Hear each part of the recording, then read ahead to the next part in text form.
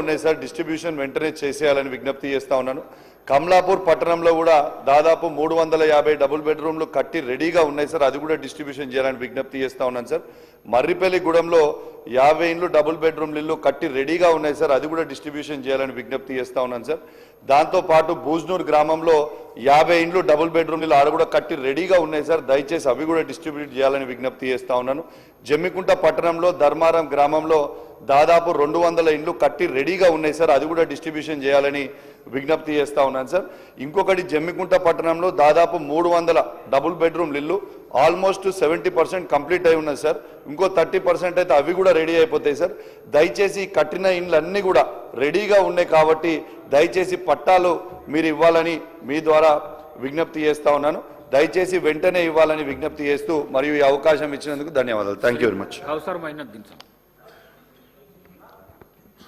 Speaker साहब, मैं आपके जरिए हुकूमत को बताना चाह रहा हूँ कि ख़ास तौर से मेरे हल्के कारवान के अंदर जो पिछली गवर्नमेंट ने 540 डबल बेडरूम बनाए गए थे, जिसके अंदर से 300 चिल्लर दिए गए थे और उसके बाद 200 चिल्लर कुछ बचे हुए थे, उसके लिए मैं नुमाइंदगी हमारे हाउसिंग मिनिस्टर साहब को बताया था, कलेक्टर को भी बताया था, वो आज तक वो पेंडिंग पड़े हुए, वो रिलीज़ करने की ज़रूरत है। और उसी तरीके से नई जगह पर जो कुलसुमपुरा पुलिस क्वार्टर्स है वहाँ पर भी लैंड को बताया गया था, ज़मीन की निशानदेही की गई थी, वहाँ पर भी बनाने की ज़रूरत है। और साथ ही साथ गोलकुंडा और इब्राहिम बाग के बीच में गवर्नमेंट लैंड है 7 एकड़, वहाँ पर नए 2 BHK बनाने की ज़रूरत है। और साथ ही साथ नामपल्ली हल्के के अंदर जो बोझा गुट्टे का इससे पहले हालिया में हमारे बजट की स्पीच पर हमारे नामपल्ली एमएलए साहब ने तफसीलात बताए, जैसा कि 590 पट्टे दिए गए, जिसके अंदर से 280 लोगों के 2 BHK के काम चालू है और कुछ काम पेंडिंग बाकी हुए। और उसी तरीके से जैसा कि हैदराबाद के अंदर जहां पर भी हमारी जमात के फ्लोर लीडर जनाब अकबरुद्दीन नबी साहब ने हल्के कारवान हो या बहादुरपुरा हो या नामपल्ली हो या चिमनान गुट्टा हो या याकुतपुरा हो या मलकपेट हो, जहां जहां पर भी तमाम जगह के एक प्रपोजल दिए गए थे, मैं आपके जरिए हुकूमत को बताना चाहूँ. नागराज गाరు. ధన్యవాదాలు అధ్యక్ష. కాంగ్రెస్ పార్టీ అంటేనే బడుగు బలహీనల పార్టీ అధ్యక్ష. మరి ఇంద్రమ్మ అంటేనే రోటీ కపడా వారి మకాన్ మా సోదరుడు ఇప్పుడే చెప్పినట్టుగా ఇంద్రమ్మ రాజ్యం వచ్చినాక ఎవరైతే బడుగు బలహీన వర్గాలు ఉన్నారో వారి యొక్క కళ స్వప్నం కళ నిజంగా వారి కళల కన్నా కళ ఇల్లు అధ్యక్ష. ఒక ఆత్మగౌరవంతో ఉండవలసిన ప్రతి కోరుకునే వ్యక్తి తన చావైనా మంచైనా ఏదైనా జరిగేది తన సొంత ఇంట్లో తన సొంత గూడులో జరగాలనే ఏదైతే కళ ఉన్నదో అది పూర్తిగా అవుతున్నాయి అధ్యక్ష.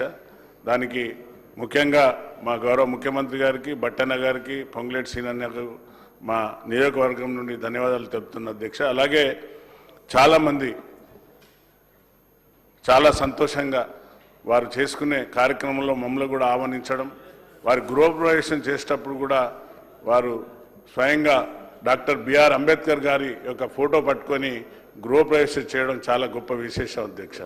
ఎందుకంటే రాజ్యాంగబద్ధంగా ప్రభుత్వాలపైన ఏదైతే బాధ్యత ఉందో రోటీ కపడా వారి మకాన్, ప్రతి పౌరునికి ఏదైతే ఇల్లు అలాగే వారికి కూడు గుడ్డ కల్పించవలసిన బాధ్యత ప్రభుత్వాలపైన ఉంటుంది. కాబట్టి మా గౌరవ రాహుల్ గాంధీ గారు కూడా రాజ్యాంగాన్ని చేతబట్టుకుని కన్యాకుమారి నుండి కాశ్మీర్ వరకు నడుచుకుంటూ పోయి ఆ నినాదంతో ఇక్కడ జరుగుతున్న కార్యక్రమంలో చాలామంది పేద బడుగు బలహీన వర్గాలు సంతోషంగా ఉంది అధ్యక్ష. అలాగే వర్ధనపేట నియోజకవర్గం అంటేనే దళితుల కాన్స్టిట్యున్సీ అధ్యక్ష.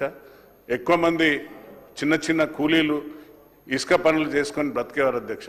వారికి కనీసం దున్నుకోవడానికి భూములు కూడా లేవు అధ్యక్ష. అలాంటి వారికి ఈ చిరకాల స్వప్నం పూర్తవుతుంటే కొంతమందికి ఆ కట్టుకోలేని స్తోమత ఉంటే మా పొంగులేటి సీనన్న యొక్క ఆదేశాలతోని వారి యొక్క పర్మిషన్ తీసుకొని ఒక ఆస్ట్రానిక్ కంపెనీ ద్వారా ఇప్పుడు 25 ఇండ్లు కట్టిస్తున్న అధ్యక్ష. వారికి 25 ఇండ్లు కూడా చాలా సంతోషంగా వారు ఈరోజు వారి యొక్క సంతోషాన్ని ప్రభుత్వం పక్షాన వ్యక్తపరుస్తున్నారు అధ్యక్ష.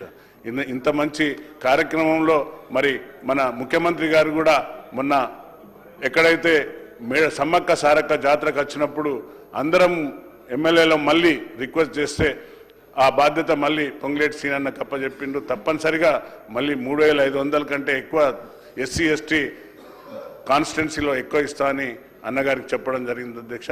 కాబట్టి మీ తరఫు నుండి ముఖ్యమంత్రి గారికి, బట్టన్న గారికి, మా పొంగులేటి సీనన్న గారికి హృదయపూర్వక ధన్యవాదాలు తెలుపుతున్నాను అధ్యక్ష. గౌరవ ఎల్ఏ మినిస్టర్ గారు ఒక్క నిమిషం ఇస్తారు అధ్యక్ష. 11 గంటల 10 నిమిషాలు అవుతుంది అధ్యక్ష. నేను గౌరవ సభ్యులందరికీ కూడా అంటే డబుల్ బెడ్రూమ్ హౌస్కి సంబంధించి ఈరోజు కూడా మీరు పేదవారికి సంబంధించిన అంశం కనుక సభ్యులందరి ఆలోచనలు తీసుకోవడానికి మీరు అనుమతిస్తూ ఉన్నారు అధ్యక్ష. నేను గౌరవ సభ్యులను కూడా మీ ద్వారా కోరుతా ఉన్నాను అధ్యక్ష. స్పెసిఫిక్గా వారి నియోజకవర్గాలు కానీ రాష్ట్రంలో ఉన్న ఏదైనా సమస్య ఉంటే స్పెసిఫిక్గా గౌరవ మంత్రి గారి దృష్టికి తీసుకొస్తే దాన్ని పరిష్కారం చేయడానికి ఆస్కారం ఉంటుంది. లేకుంటే షార్ట్ డిస్కషన్ ఎప్పుడైనా ఏర్పాటు చేయండి అధ్యక్ష. ఆ సందర్భంలో కూడా మాట్లాడడానికి అవకాశం ఉంటుందని నేను గౌరవ సభ్యులకు కూడా తెలియజేస్తా ఉన్నాను అధ్యక్ష.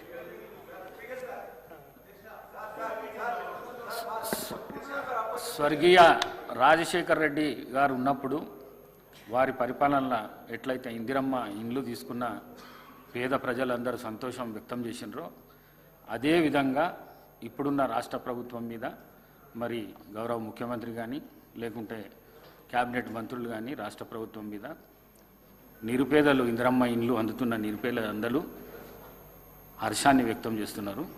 మరి అదేవిధంగా ఈ ఇందిరమ్మ ఇండ్ల విషయంలో కూడా సభలున్న సభ్యులకు అందరికీ దీనిపైన అడగాలి, రివ్యూ ఇచ్చేయాలని చెప్పేసి ఇంతకుముందు మంత్రి గారికి చెప్పిన తప్పకుండా ఇక్కడనే అసెంబ్లీలో హాల్లో ఒకట మీటింగ్ పెట్టి ఒక రివ్యూ మీటింగ్ తీసుకొని దీన్ని ఇమీడియట్గా సమస్యలు లేకుండా పరిష్కరించాలని చెప్పేసి మీతో కోరుతూ చివరిగా పల్లా రాజేశ్వరరెడ్డి గారు. ధన్యవాదాలు సార్. జనగామ పట్టణంలో 800 ఇల్లు డబుల్ బెడ్రూమ్ కింద కట్టింది సార్. కొద్ది డబ్బు ఇచ్చినట్టయితే కంప్లీట్ అయిపోతుంది. బచ్చన్నపేటలోని కేశరెడ్డిపల్లి గ్రామంలో కూడా కొన్ని ఇల్లు కట్టినాయి.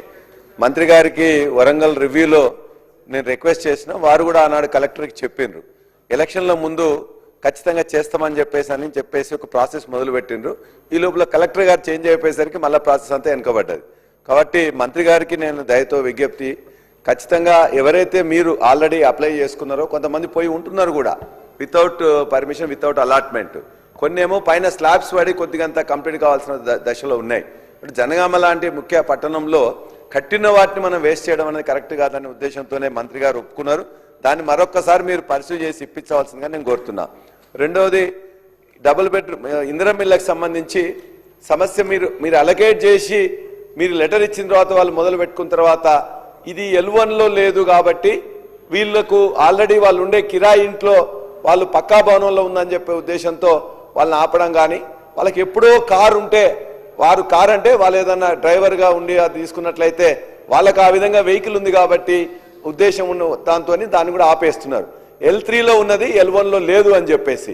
కాబట్టి ఒకసారి మీరు ఆర్డర్ ఇస్తే ప్రభుత్వం ఆర్డర్ ఇచ్చిన తర్వాత వాళ్ళు కట్టుకోవడం మొదలుపెట్టిన తర్వాత మధ్యలో ఆపడం అనేది కరెక్ట్ కాదు. వాళ్ళ బిల్స్ను వెంటనే వేయించాల్సిందిగా కోరుతున్నారు.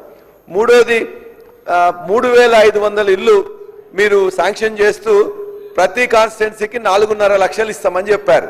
కానీ అలకేట్ అయినాయి 3,24,536 అలకేట్ అయినాయి.